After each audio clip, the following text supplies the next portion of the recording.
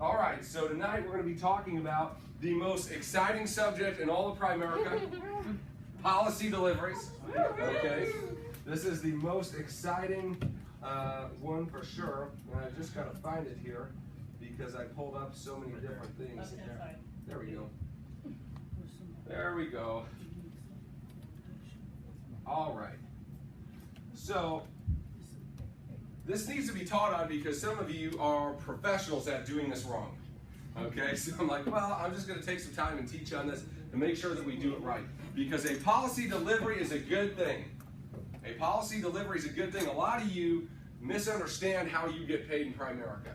You think you get paid when you turn in an app, and they do pay you for that, but you really get paid when you deliver the policy and it goes into force and they start making payments. That's when your pay becomes real, okay? So, number one thing you need to write down, never e-deliver a policy.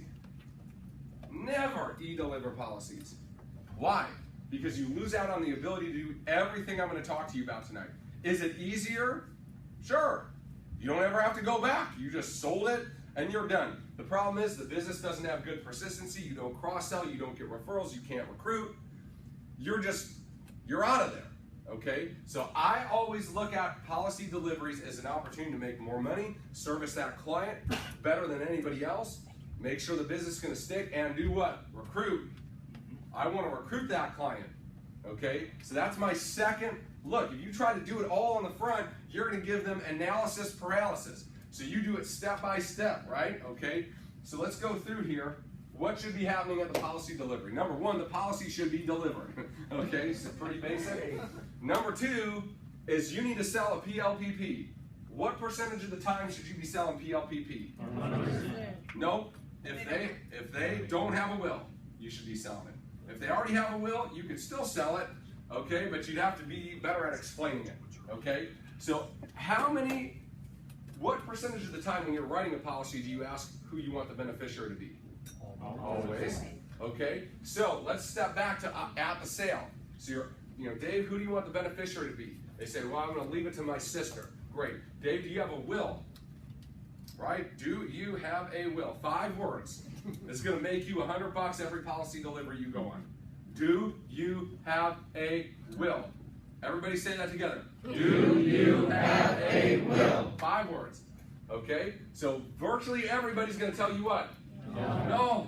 With this kind of look like I know I should, right? So here's what I say to them. At the policy, when I'm writing the policy, Matt, when I come back for $60, I'm going to help you set up a will, a living will, and power of attorney. So when we get back together, I'm going to help you do that. Remind me to talk to you about it. End of the story. So when I come back to deliver the policy, I'm going to deliver the policy, and now I'm going to say, Matt, remember the last time we talked about not having a will and how you needed to set up a will? For $60, I'm going to help you do that today.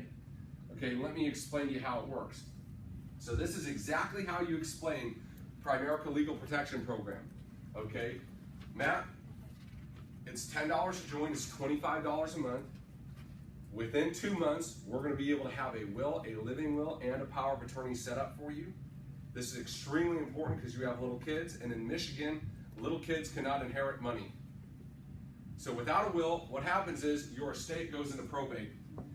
And then all sorts of family members, friends, relatives, people that don't even know you can challenge your estate and say, well, I think I should have the kids. I think I should have the money. I think I should be the manager. I think I should make the medical decisions because this person doesn't like vegan, and I think that's how the kids should eat, and this and that and the other thing.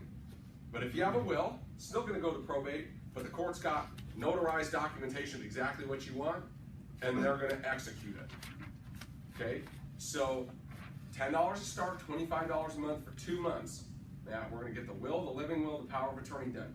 Now Matt, after 2 months, if you don't want to continue on with the service, you just write into the same place that did the will for you, let them know, charges stop, you got your will, your living will, power of attorney, okay? The other option is you can continue with the service at $25 a month. Matt, I really don't care what you do. About 50% of our clients keep it, 50% do not. Doesn't matter to me. What matters to me is that you have the will done. Okay? Let me tell you what the service does, just so you know, okay? So if you chose to keep it, you basically have 24-hour access to attorneys for any reason.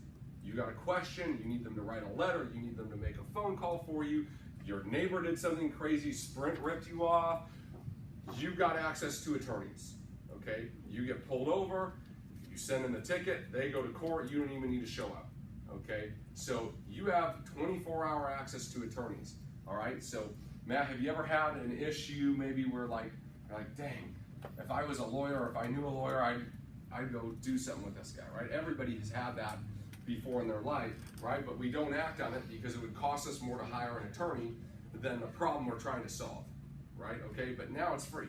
Somebody owes you 25 bucks, they looked at you the wrong way, you have the attorney send them a nasty letter, they'll look at you with a smile and next time, okay? So, I don't care if you keep it, but that's what you have when you keep it, all right? And so that's my little 2-minute spiel for PLPP. What does that do to us as the agent if they cancel it after the It charges you back a vast majority of your compensation, right? Okay, what percentage of people cancel it? 50%. No, None of them. virtually none. They forget, they have it, they like it, just rolls. I can't believe it. I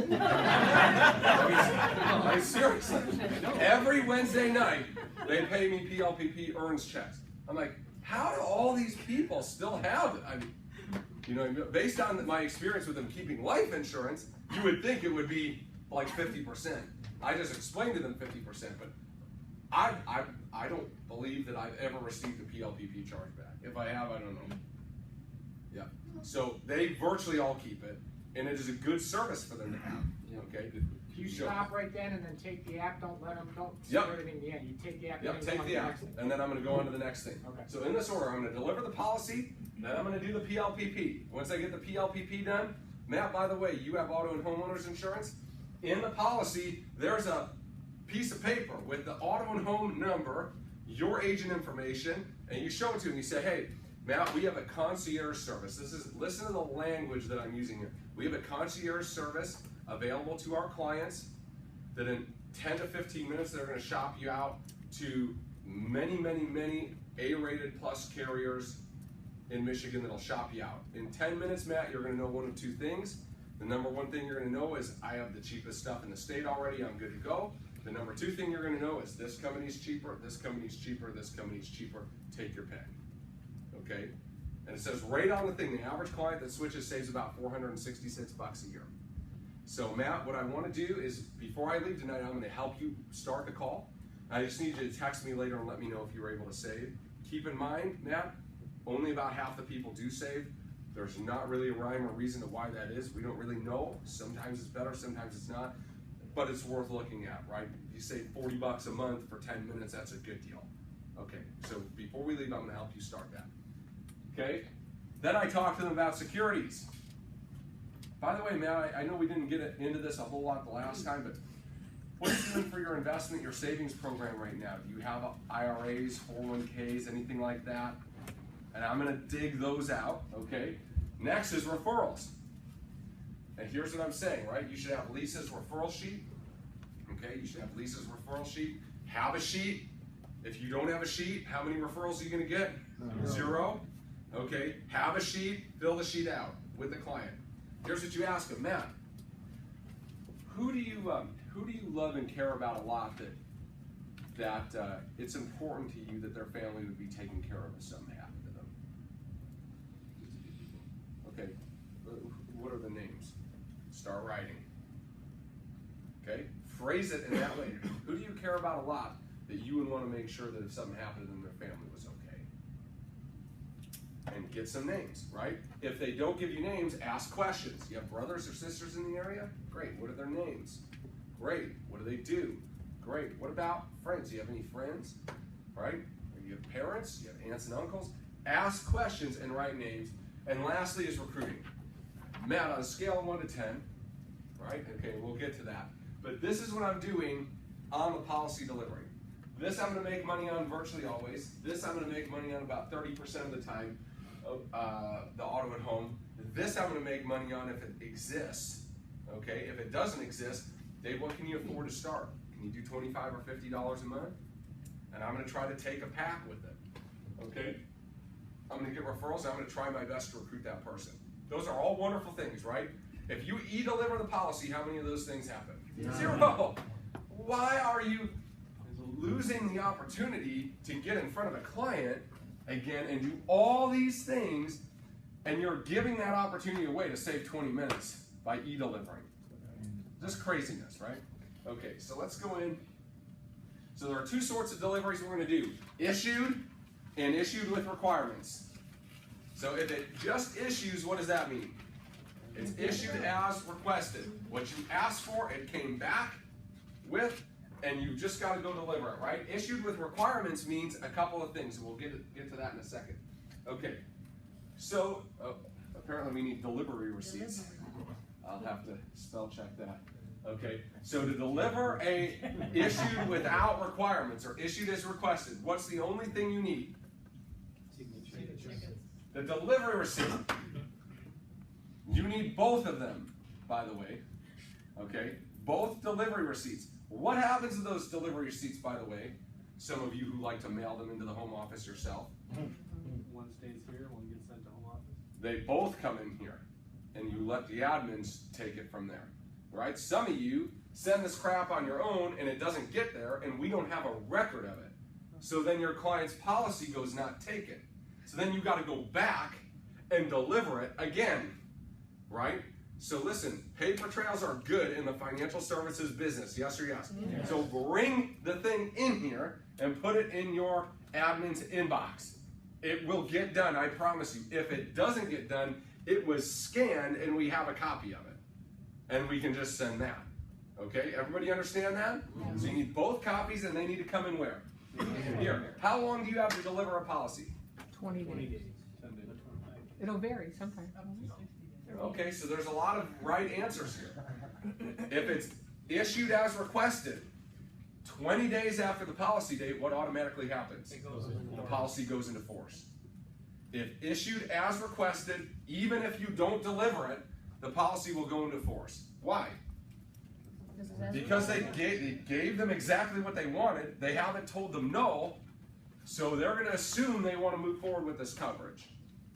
Okay, so if you're taking your sweet old time to deliver it, what's going to happen 25 days out? They're going to get charged. They're going to get charged. Say, what's happening? There's money coming out of my account. I haven't even accepted anything. And you're sitting there looking at the castle of policies you got built at your home. It's growing by the day, and you're like, right, okay. So get it delivered fast. By the way, if the policy goes into effect prior to you delivering it, what happens? The company charges you what? $25. How do they charge it to you? Out of your earns account. So you don't see it, you're just missing $25 a year from now. Right? Why do they charge you? To make you do it. No, because the company's covering them, and they still haven't taken more money. The company is at risk without any future premium during that time. You all understand that? Okay? So, deliver it. How quickly? ASAP. As soon as you get that thing, man, you should run and deliver it. Why? Not only because of that, but what's sitting out there? Referrals, recruits, PLBP, there's all sorts of that. I don't got anybody to see. Go see the person you sold to and deliver the policy and get referrals and recruit them. And they will take you to more people to see, right? Does everybody follow that? Okay, so again, I once had a policy castle.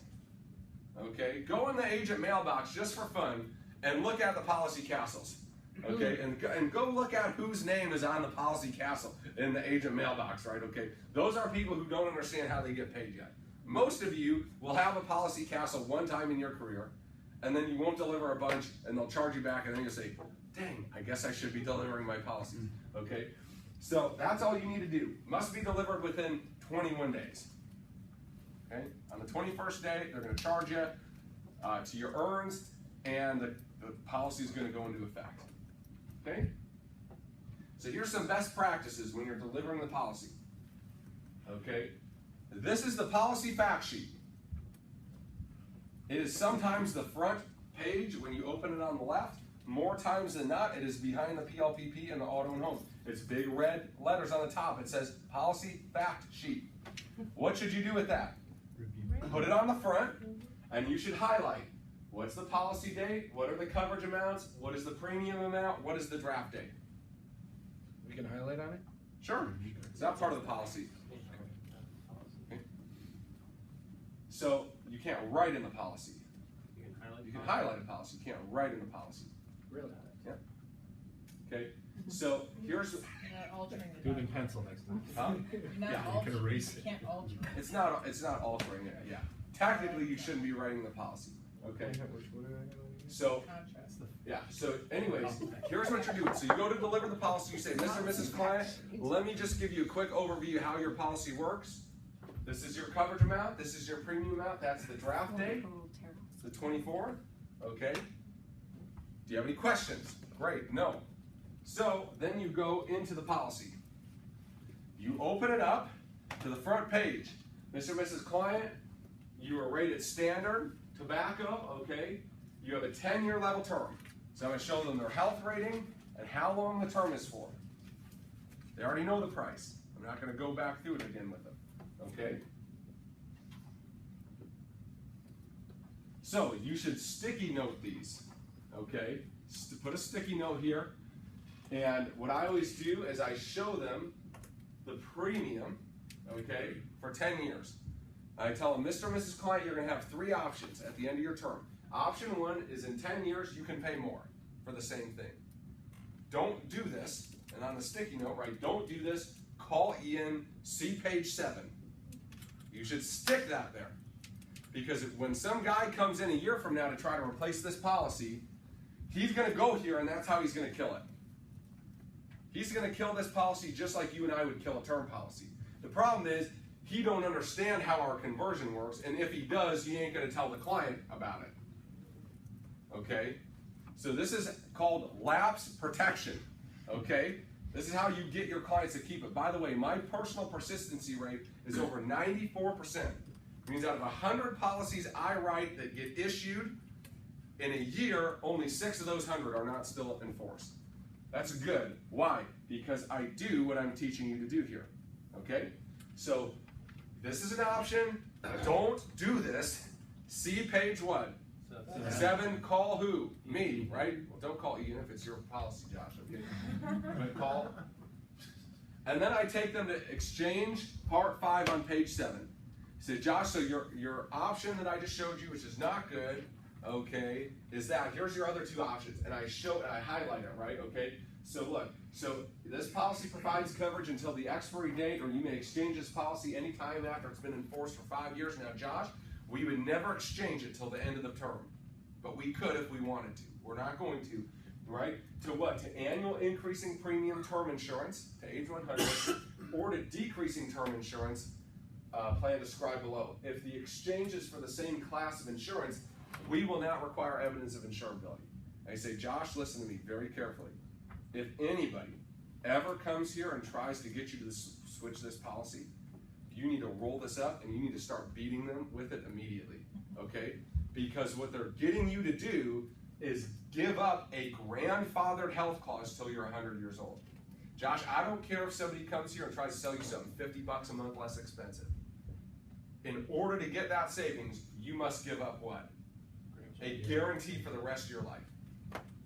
Okay? Josh, you are guaranteed for the rest of your life to always have term insurance with Primerica and never have to pay more, never have to do another health test. Nobody will make you that guarantee. If they say they will, you don't do it, you call me, but the other thing you do is you show them this. They say, show me in your policy where it says I can have term insurance with no health check. Okay? So Josh, never, ever, ever switch this. Even if it looks like a great deal, you might save some money now, but you're going to pay for it big time later. Josh, do you understand? And I just take 2 minutes and I explain to them the value and benefit of this policy and why they shouldn't be canceling it. Okay, how many of you do that? Handful. Okay, everybody needs to do that, right? And you need to tell them exactly. If anybody comes here and tries to get you to replace it, roll it up, start hitting them with it. They always laugh, but I tell them, start wailing on them, right? No, I'm never giving this up. Okay? Ian, Yeah. can they keep the same death benefit even if after the conversion? They can. They just pay more. They pay attained age, but same health on an annual basis. And does it stay the same or does it go jump? Every 5 years. Nope, so that was option one, was the renewal. The conversion will allow you to do one of two things. You keep the same face amount, pay more every year, based only on your age, not on your health.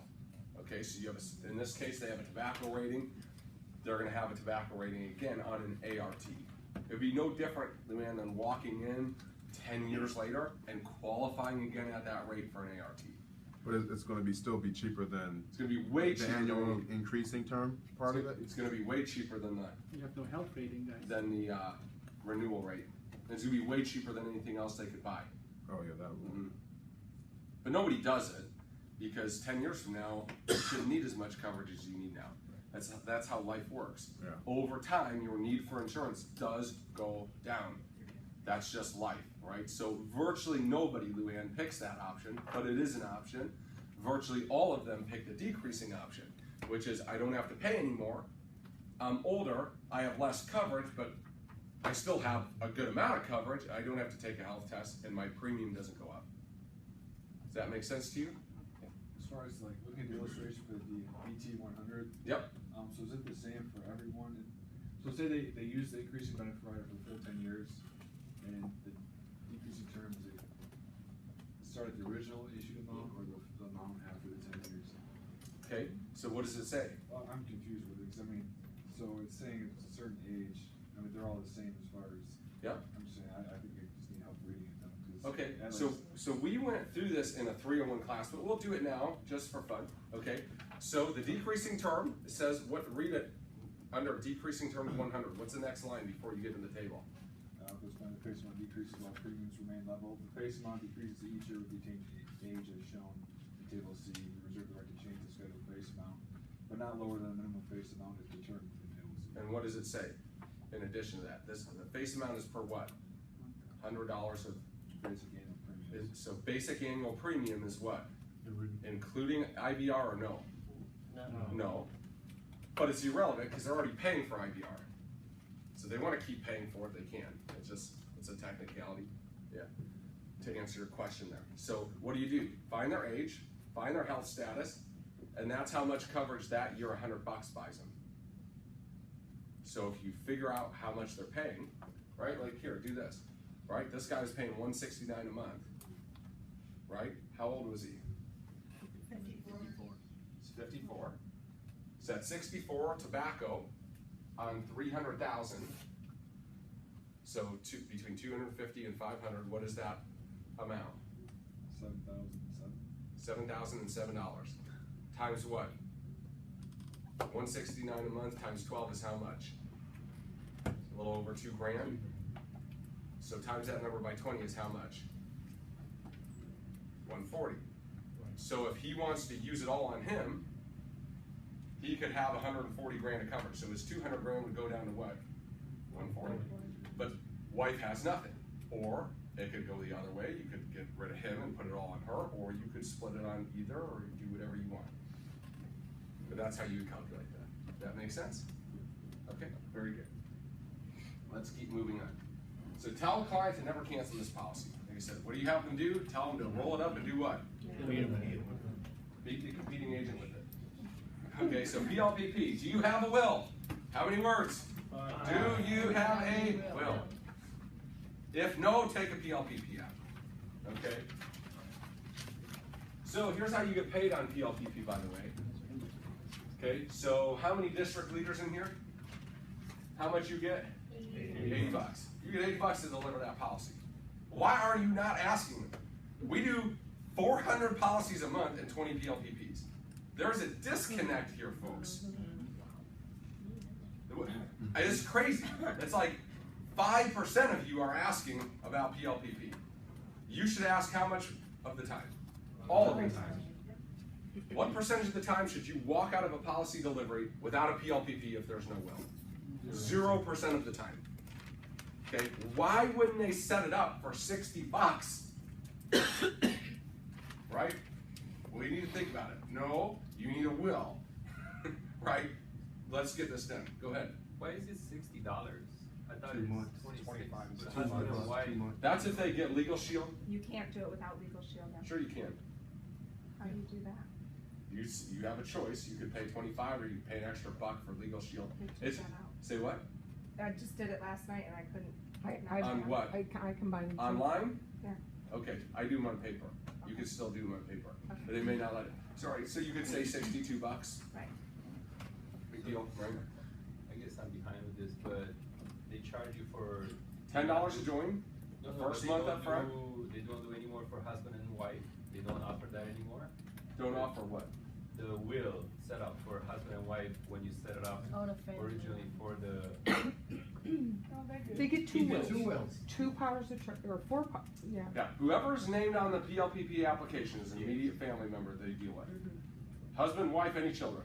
Only thing I know for the will, it covers whoever signs up, but if you do it within the first 2 months, they'll do the. A second spouse too, right? Yeah. Okay, so this is not a class on PLPP, we will get there. Okay, they need to have a will. That is better than no will. It may cost $62. It may cost $60.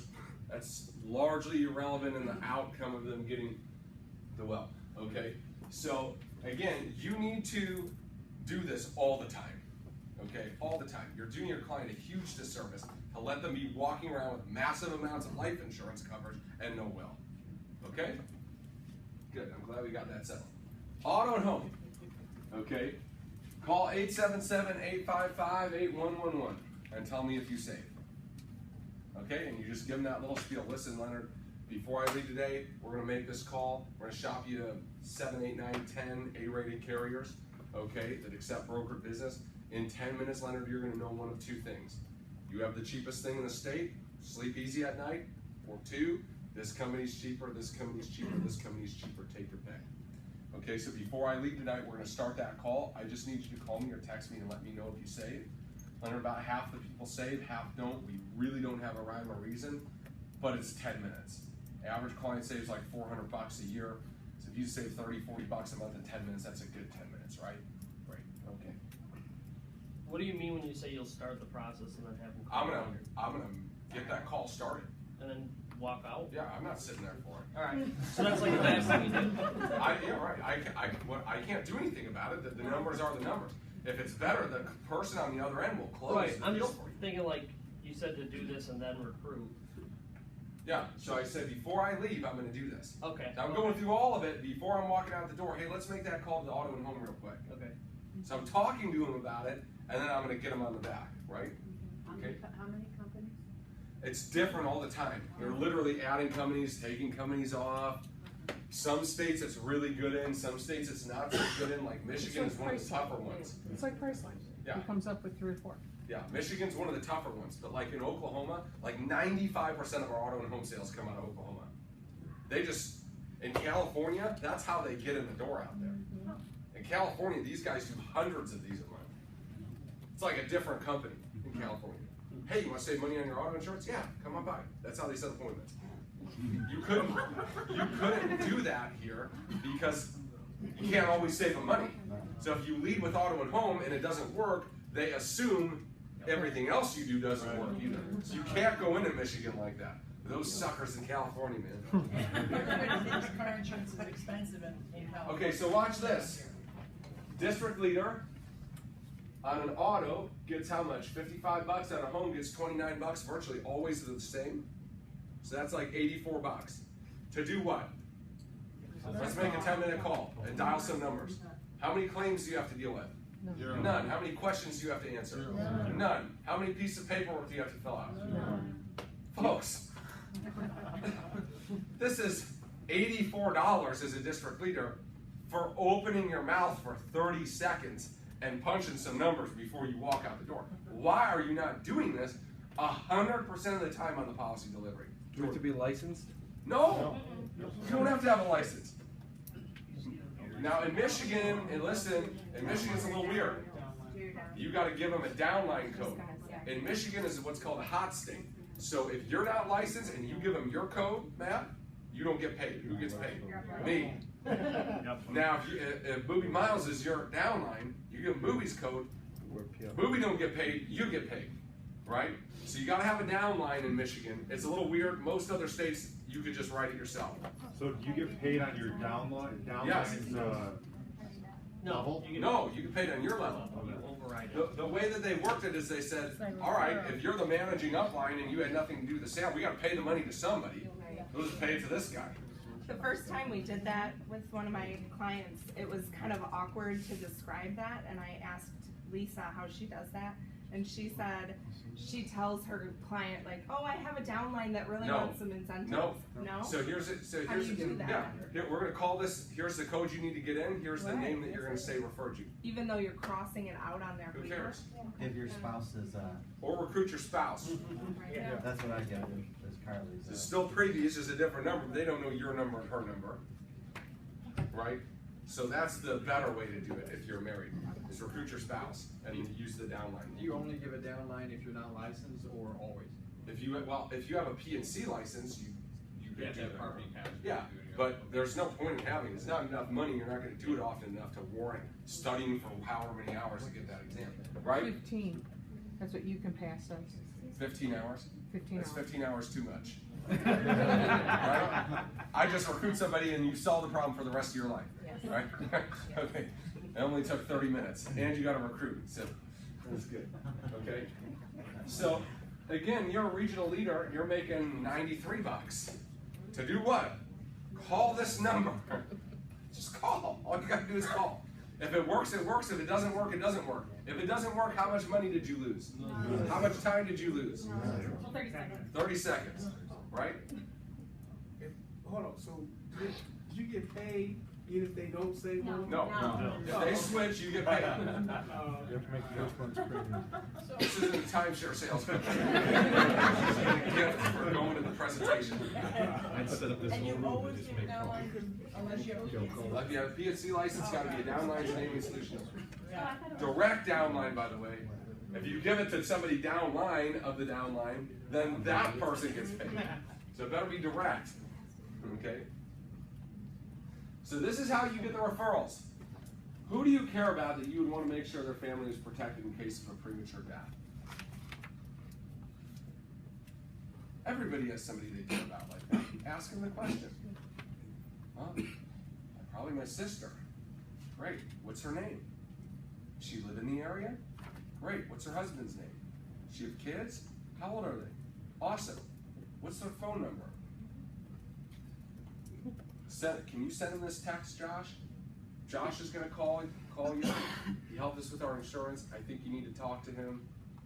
Please make 20 minutes to sit with him. Boom. Send the text. That way when you call, it's not a cold call.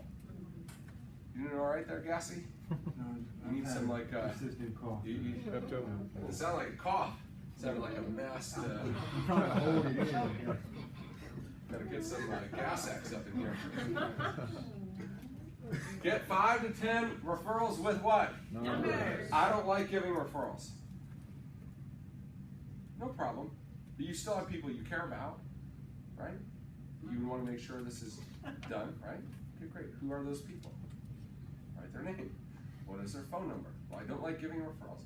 Listen, I understand you don't like giving referrals, right? But you agree I've helped you. I wasn't pushy with you. I filled a need. You told me you care about them. I would be the exact same way with them. If I treated them with the respect I treated you, I'm sure they'd be happy about that, right? It's exactly what I'm going to do. Sometimes you just got to sell yourself a little bit. But get the names and numbers. I want to call them first. Allison, listen, that's great. I really do want you to call them first and let them know. In fact, I'll give you a text you can send to them. Okay, but let me get their number anyways, and I won't call them for a couple of days. 2-3 days enough time to give them a heads up? Yeah, that's good. Okay, great. Let me get the number. You got to close. All right, everything is a sale. Getting referrals is a sale. You got to close the sale. Okay. Ian, what'd you say when you said, what are the numbers? I don't like giving numbers. I don't like giving referrals. That's no problem. But you still have people that you really do care that this helps, right? Yeah. Right. Like who? And then if they say, but I don't want to give you their number, you said. So I say, listen, I definitely appreciate that. Normally when people tell me that, you know, it's totally common. They want somebody over there pushing, give them a hard sale. But let me ask you a question, Jordan. You would agree that I've helped you guys tonight, right? And it's pretty pleasant. I haven't been pushy with you. I fixed a problem for you, and you want that to happen for them. If I treated them the same way that I treated you, I'm sure they'd be very happy with the experience, right? It's exactly how I'm gonna treat them. Okay? Ask the recruiting question. On a scale of 1 to 10, 1 being I would hate helping people, I also hate making money. 10 being if I can earn an extra $1,000 or $2,000 a month spare time, I'd be interested in learning more. What is your initial interest level based on what you've seen so far? That question is going to make you millions, you all. But most of you don't ask. You're just delivering a policy and leaving. Yep. Ask the question. You will be surprised at the people who tell you 8, 9, 10. Okay? But you got to word it like that. Josh, on a scale 1 to 10, 1 being I would hate helping people. I would also hate making any extra money. 10 being if I could make $1,000 or $2,000 a month on the side, doing this spare time, I'd be interested in learning more. Based on what you've seen so far, Josh, what would you say your initial interest level is? If he's an 8, 9, or 10, I say, what interests you the most? And I start them on the process of them selling themselves. Tell me what interests you the most, Josh, about what you've seen. Well, man, I really need to make some extra money and blah, blah, blah. Great, well, what other questions do you have? Well, answer the questions. What other questions do you have? Well, I guess none really. Well, Josh, I'd like to start the process of helping you do this. It takes 10 minutes. We'll go through the steps that I told you about. Let me get your driver's license. You sit and recruit them right there. If you can't recruit them right there, set another appointment to come back if they're 7, 8, 9. Josh, listen, what I'd like you to do between now and our time we get back together is I want you to write down your questions. Great minds think on paper. Nothing's off limits. I'll show you absolutely anything you want to see. So let's set that time for next Tuesday. Great. I'm going to carry back and I'm going to recruit those people. Okay? You got to master this, you all. Master it. Not like I do it sometimes. Ask every time. Every time. Nobody's going to fault you for asking it. There's an easy way out, right? If they're not interested, what are they going to say? 1, 2, 3. Oh, no problem, Harold. That's okay. It's not for everybody.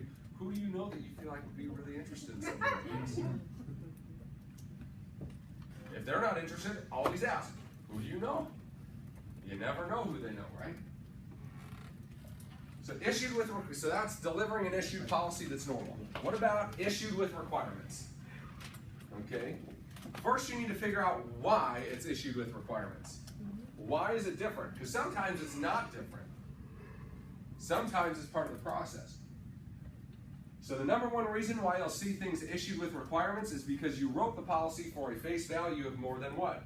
$500K. Why is that important? If you wrote $1 million policy, they only took money in-house for how much? So there's automatically a what? Money requirement. Is that bad? No, not necessarily. It's just the additional premium due for the extra $500,000. Well, if there's money due, it's going to be issued with requirements. So sometimes it's not bad. Sometimes it's just, it was a big policy. You deliver it. Number 2, change of rating. So you asked for preferred, they gave standard. You asked for standard, they gave table 2. Whatever it is, if they change the rating, it will come issued with requirements. Which means without it being signed off on, unlike issued without requirements going into force automatically, what happens to these? They die out in limbo. Right? They go not taken. 3 are miscellaneous amendments. Sometimes you've been working on one for a really long time. You've been back and forth with underwriters a few times, and they issue it with a statement of good health. How many of you have ever seen that? Okay, statement of good health, where they just got a sign saying nothing's changed since I applied. Because it's taken so long, the medicals are so old now that I did, that I gotta just make a statement that nothing's changed. Right? Those are what I would consider to be miscellaneous amendments. So to deliver, same process as before. You got to get the signature card signed, but in addition to that, you must do what? You've got to get all amendments and money requirements turned in. My favorite is like, did you deliver the policy? Yeah, but I'm still waiting on the money. Well, is that policy delivered? No, it is not. It's got to be all of it, okay? So it's issued with requirements. If all you need is money, get the money, right? If there's an amendment, generally it will be an amendment and money. You need to get both. Now, generally, in the policy, there's a bank draft form for the additional premium, so they don't need a check. Okay? When you go to deliver that policy, before you drive out there, you should make sure that form is in there. If it's not in there, what should you get? You could get a check. Easier than that would be you should have saved to your device our generic one-time bank draft form. And print that off and fill it out, because a lot of people don't have checks. So what happens when you get there and they don't have a check and there's a money requirement? You can't do anything. You sit there and stare at them, and they sit there and stare at you, right? And you can't get it delivered. So before you leave, if there's a money requirement, make sure there's a bank draft form in there for the money requirement. If there's not, print one off and put it in there. Okay? Everybody understand that? Yes. Okay. So, what if the client wants to change their coverage? What is the order in which this needs to be done? Sign it into force. Put it into effect and do a policy change form to sign the policy to a different face value, different term length, right? Why not just do the policy change form? Because it won't be enforced. Because the policy's not enforced, it will issue the change, and then you're going to have to go back and do what? Deliver the policy again. Why not deliver it and change it at the same time, so now when they get the changed policy, you can just mail it to them. You already did the delivery, you already got everything you needed, you made the change, we know they're going to accept the change, so now you don't have to go back again. But if you sometimes you're like, well, I'm going to do the change form and I'm going to deliver it. And then you go back and you do it, right? Because people are like, what happens if it goes into effect? If it goes into effect for one day at the different price, it's largely inconsequential, right? Do you understand that? Okay. Brooke, can you e-deliver that one? Nope. Nope. Okay, so always put the policy in effect. What does that mean? Signed, delivered receipt, amendments, and what? Money requirement. But what if it comes back at $200 a month and we're changing it to $100 a month? Do they still need the money requirement? Yes. What happens when you put it to $100 a month? They take the extra and they pay it forward. You understand that? It doesn't get gobbled up. It doesn't get disappeared. They use it to pay the future premiums until they use up all the money. They're gonna have to pay that $100 one way or the other, right? You might as well just get it done now instead of having to come back and do it again. Everybody get that? Okay, so how do you explain that to the client? Joe, what we're gonna do is, your policy right now came back at $200 a month. I know we wanna have it at $100 a month. We're gonna fill out a form to do that tonight.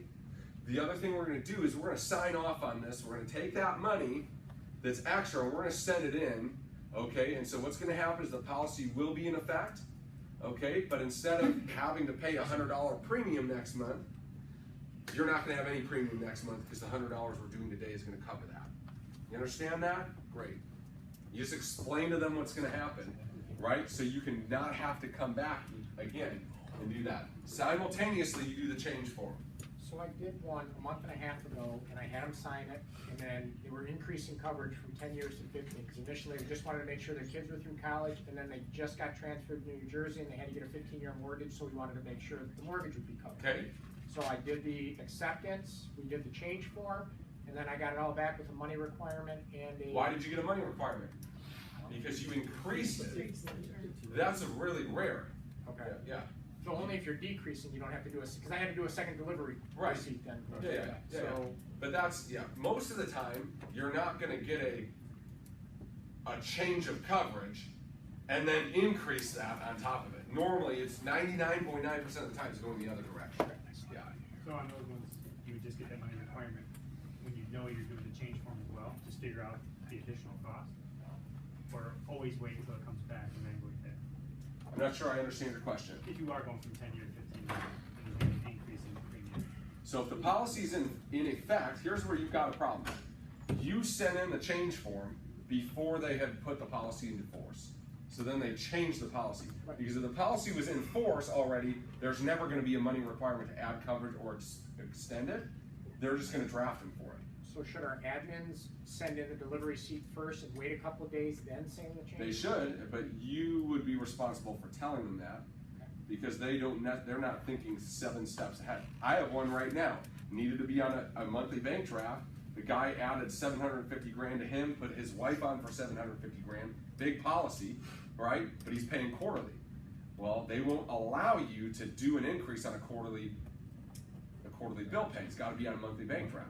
So I brought in the bank draft and the increase, and I sat there, I said, this has got to go in first. When this is good, then you send this in. So you just gotta tell them what to do on it, because they don't necessarily know. They don't know this form is increasing or decreasing, they're just getting a change form, okay? For the one that has the amendment in it, there's usually a policy change on the back. There's a that you one-page can- change form. Yeah.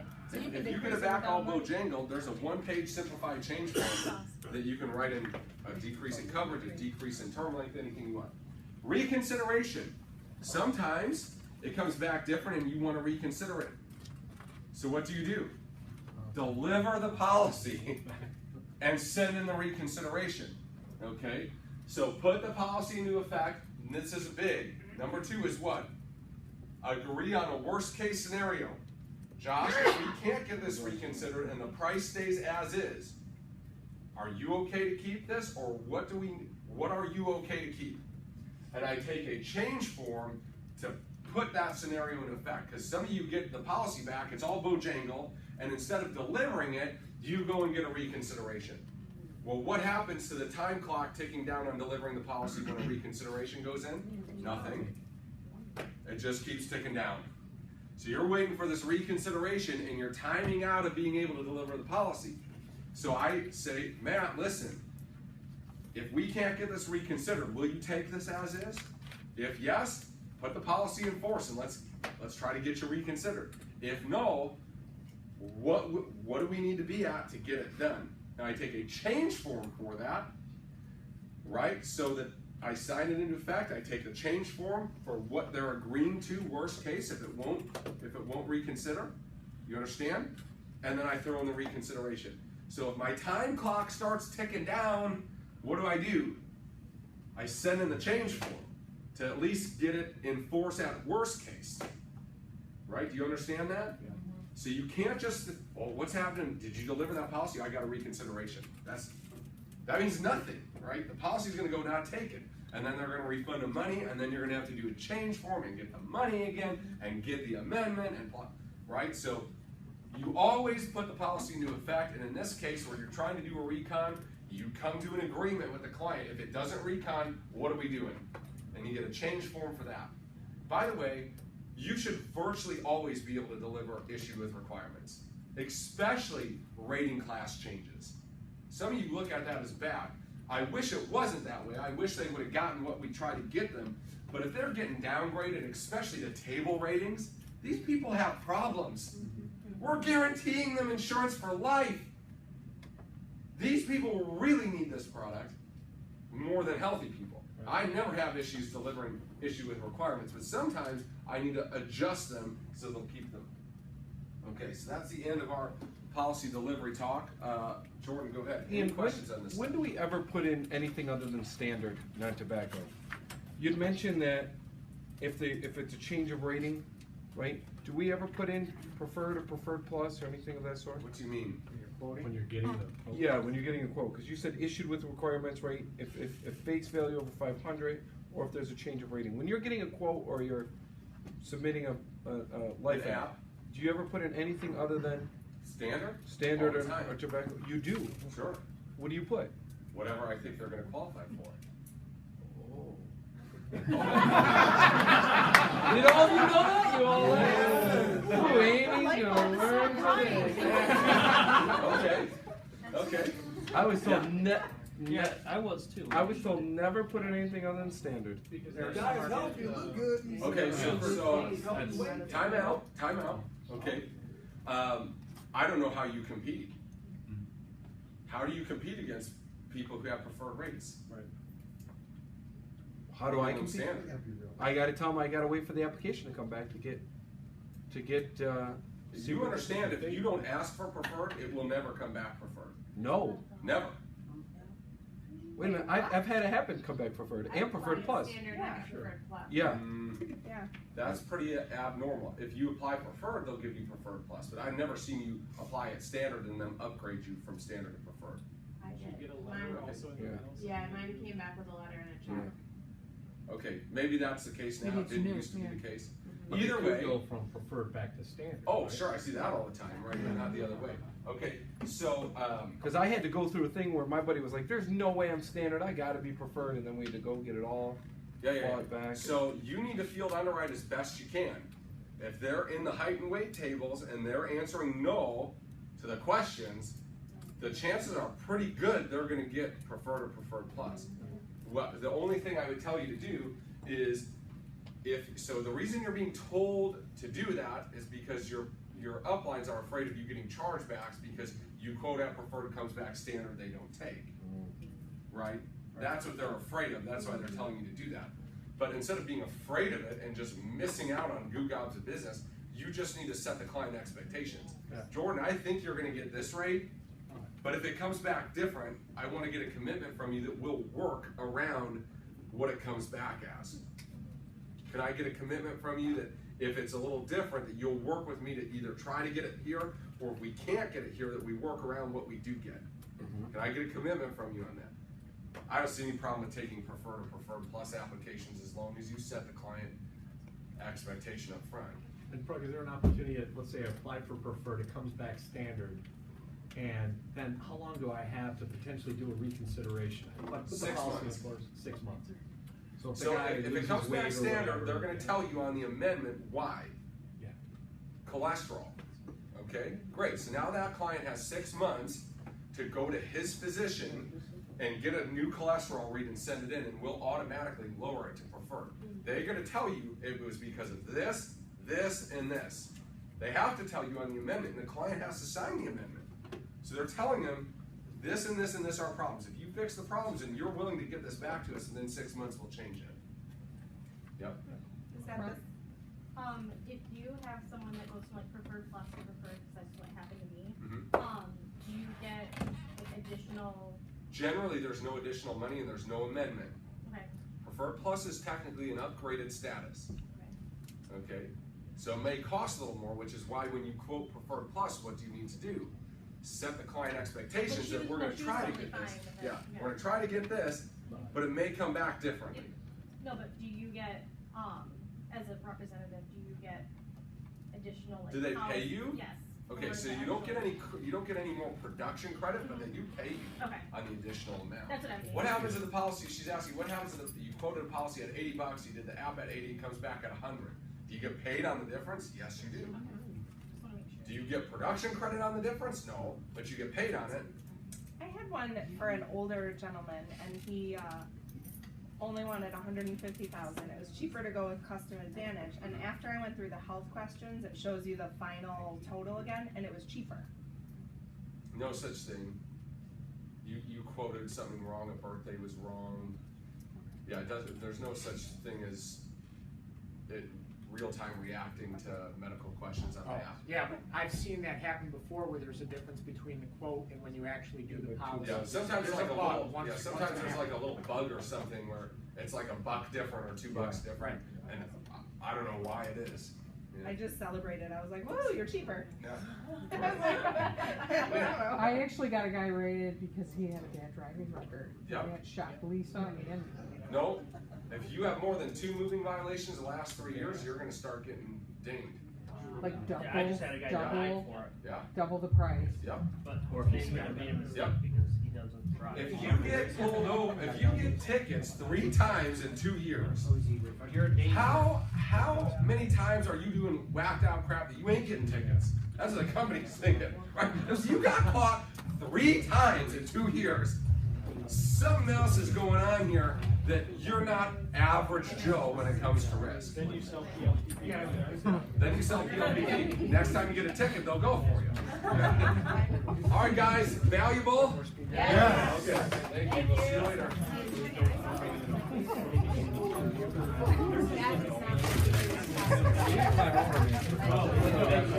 Yeah.